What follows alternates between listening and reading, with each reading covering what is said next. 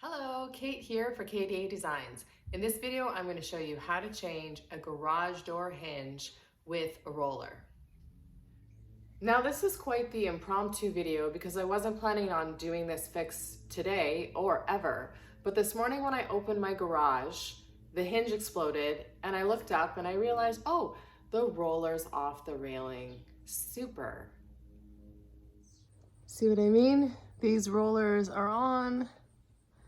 And this one is not because the hinge busted. What I've realized after doing a little bit of research into these is these bolts here are actually built into the garage. So I need to find a hinge that's gonna fit where I already have those bolts, and I'm gonna be using the same bolts and nuts, not the ones that come in the package, because I'm not building it from scratch. I'm just replacing this hinge and roller. With a garage door, there's usually 4 sections. So what I mean by that is 4 rows, 1, 2, 3, 4. The hinges that connect 4 to 3 and 3 to 2 and 2 to 1 are different.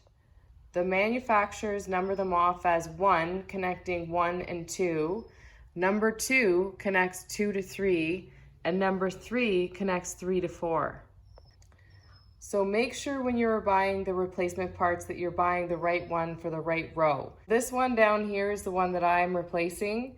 That one is connecting 1 and 2. Oh, there's one more thing I did.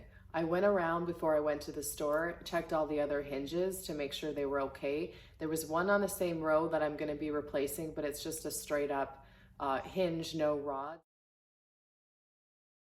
Here's what I picked up. I got 2 number 1 garage door hinges, and then I got a set of 2 2-inch rollers, which are about just over 4 inches long. To start, I'm gonna take off all the nuts. Crap. I gotta keep these because I'm gonna be using the same ones.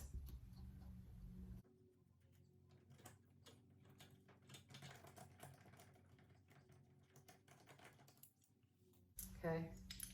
So, look at that. It completely exploded. I wasn't lying.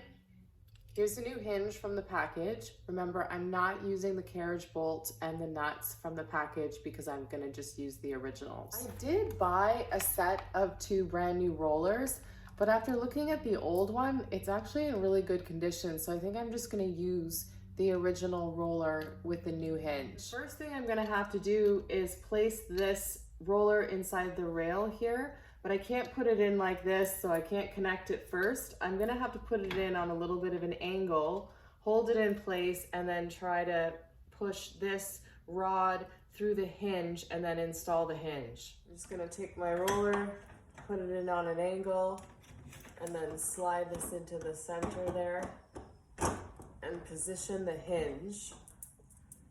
Yeah, I've got all 4 nuts, so I'm gonna put them on loosely to start, and then I'm gonna lock them in place. Okay, I'm all done with this fix, so I'm gonna test it out.